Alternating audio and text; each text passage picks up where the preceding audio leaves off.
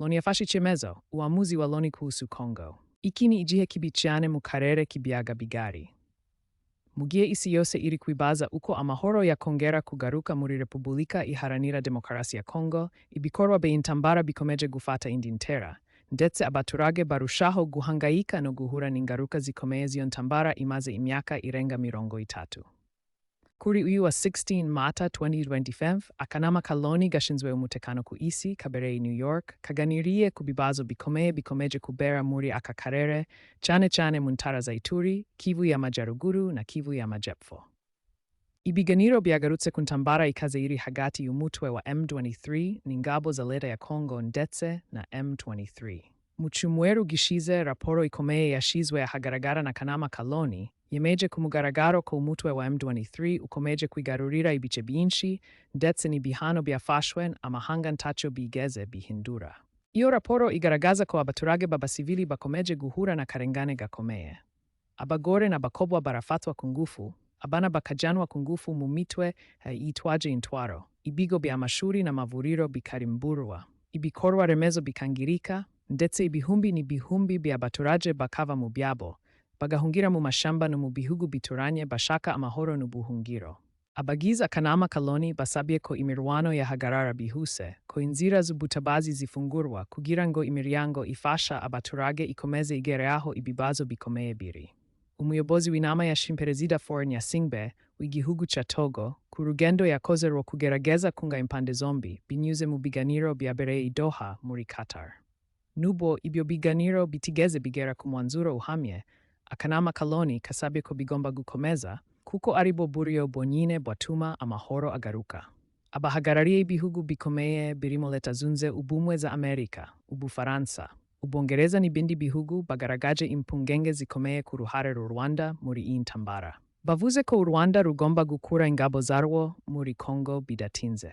Ngo niba bidakozwe, amahanga agiye gufata ibyemezo bikomeye ku Rwanda, birimo ibihano bya politiki n'ubukungu, ndetse no gukumira ibikorwa bimwe na bimwe by'igihugu ku rwego mpuzamahanga. Igitangaje ni uko muri iyo nama, ambasaderi w'u Rwanda muri Kongo atigeze hakana ko ingabo z'u Rwanda ziri muri Kongo, ibintu byateje impaka ndende. Byatumye bamwe mu banyamakuru n'abasesenguzi bibaza impamvu u Rwanda rukomeje kuguma mu ntambara yambitse ubusa uburenganzira bwa muntu, ifite ingaruka zikomeye ku batuye akarere kose. Muri iyo nama kandi, igihugu cy'u Burundi cyagejeje ku kanama ka Loni icyifuzo gisaba ko jenoside yakorewe abahutu mu Burundi yemezwa ku rwego mpuzamahanga. Iki cyifuzo cyashigikiwe na Repubulika Iharanira Demokarasi ya Kongo ndetse n'ibihugu bimwe muri Afurika, bigaragaza ko akarere kose kagomba gutuza, abantu bagaharanira amahoro arambye aho kwihorera no gukomeza intambara zidashira. Raporo yagaragaje ko mu gihugu ca Kongo, abana b'abahungu n'abakobwa bari kurererwa mu ntambara. Bamwe batangiye kuja ku rugamba bafite imyaka iri munsi ya 15, abandi bakorerwa ihohoterwa rishingiye ku gitsina, ibintu bitari bikwiye kuba bikibaho mu kinyejana ca 25. Ibyo byose bikaba bigira ingaruka ku muryango nyarwanda, ku gihugu cha Kongo no ku karere kose k'ibiyaga bigari. Hiki ni kipindi kigumu sana katika eneo la maziwa makuu. Wakati dunia nzima ikijiuliza namna amani inaweza kurejea katika Jamhuri ya Kidemokrasia ya Kongo, vita vinaendelea kushika kasi na raia wanazidi kuhangaika na kukumbwa na madhara makubwa ya vita hiyo ambayo sasa imepita miaka 30. Tarehe 6 Aprili 2025, Baraza la Usalama la Umoja wa Mataifa lililokutana New York lilijadili matatizo makubwa yanayoendelea katika eneo hili, hasa katika mikoa ya Ituri, Kivu Kaskazini na Kivu Kusini. Majadiliano yalihusu vita kali kati ya kundi la waasi la M23 na jeshi la serikali ya Kongo. Wiki iliyopita, ripoti rasmi iliyotolewa na baraza hilo ilithibitisha kuwa kundi la M23 linaendelea kuteka maeneo mengi, huku vikwazo vya kimataifa vikishindwa kuleta mabadiliko yoyote.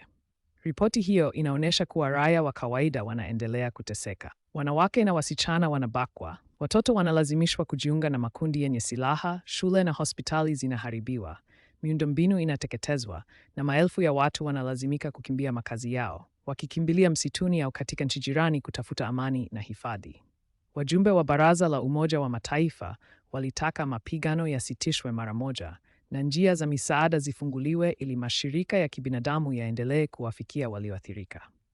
Mwenyekiti wa mkutano alimsifu Rais Faure Gnassingbe wa Togo kwa jitihada zake za kuwapatanisha wahusika kupitia mazungumzo yaliyofanyika Doha, Qatar. Ingawa mazungumzo hayo hayakufikia suluhisho la kudumu, baraza liliagiza yaendelee kwani ndilo suluhisho pekee la kurejesha amani. Wawakilishi wa nchi kubwa zikiwemo Marekani, Ufaransa, Uingereza na zingine walieleza wasiwasi mkubwa kuhusu mchango wa Rwanda katika vita hivyo. Walisema Rwanda inapaswa kuondoa wanajeshi wake kutoka Kongo haraka. Wakasisitiza kuwa ikishindwa kufanya hivyo, Rwanda itakabiliwa na vikwazo vya kisiasa, kiuchumi na kuwekewa vikwazo vya kimataifa. Cha kushangaza ni kwamba katika mkutano huo, balozi wa Rwanda nchini Kongo hakupinga kuwa wanajeshi wa Rwanda wapo ndani ya Kongo, jambo lililoibua mjadala mkali. Hii ilisababisha wanahabari na wachambuzi kujiuliza kwa nini Rwanda inaendelea kujihusisha kwenye vita vinavyokandamiza haki za binadamu na kuathiri eneo zima la Maziwa Makuu. Katika mkutano huo pia, nchi ya Burundi iliwasilisha ombi kwa Baraza la Umoja wa Mataifa kutaka mauaji ya kimbari yaliyofanyiwa dhidi ya Wahutu nchini Burundi yatambuliwe kimataifa. Ombi hilo liliungwa mkono na Jamhuri ya Kidemokrasia ya Kongo na baadhi ya mataifa ya Afrika, yakisisitiza kuwa eneo hili linapaswa kuwa mahali pa amani ya kudumu badala ya visasi na vita visivyoisha. Ripoti hiyo imeonyesha pia kuwa nchini Kongo, wavulana na wasichana wanalelewa vitani, wengine wakipelekwa vitani wakiwa na umri chini ya miaka 15, huku wengine wakifanyiwa ukatili wa kingono, jambo lisilopaswa kuwepo katika karne ya 21. Haya yote yana madhara kwa familia ya Kongo, nchi jirani na eneo zima la Maziwa Makuu. Matokeo ya kikao hicho yanaendelea kuiwekea Kigali shinikizo, ambapo jumuiya ya kimataifa imetaka Rwanda iondoe mara moja wanajeshi wake Kongo na kuwaachia Wakongo haki ya kuchagua viongozi wao na kuishi kwa amani. Ikiwa Rwanda haitatii, vikwazo vizito vinatarajiwa. Ripoti hiyo pia ilibaini kuwa licha ya SADC kutuma wanajeshi kusaidia kupambana na makundi ya waasi, bado kuna tatizo la jumuiya ya kimataifa kutokuwa na mshikamano wa pamoja kutatua migogoro hii. Wachambuzi wanasema mataifa makubwa yanaendesha siasa za maslahi yao badala ya kulinda maisha ya raia wasio na hatia. Hadi sasa, hakuna matumaini ya vita hivi kusimama hivi karibuni. Raia wa Goma, Bukavu, Beni na Ituri wanaendelea kukumbwa na ukatili mkubwa, wengine wakikimbilia msituni na katika kambi za wakimbizi, ambapo wanakumbwa na njaa, magonjwa na baridi kali.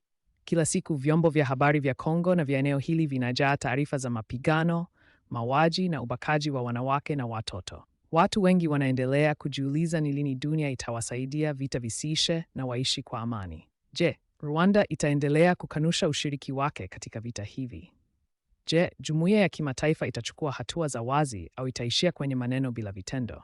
Haya ni maswali ambayo wengi wanaendelea kujiuliza, lakini muda ujao ndio utatoa majibu. Ikiwa ungependa kufuatilia zaidi kuhusu habari hii, uamuzi utakaofikiwa katika siku zijazo, na namna raia wa eneo hili wanavyoendelea kuishi katika mazingira haya magumu, endelea kufuatilia kwenye channel hii, kwa sababu tutakuendelea kukuletea habari za kweli bila kupindisha.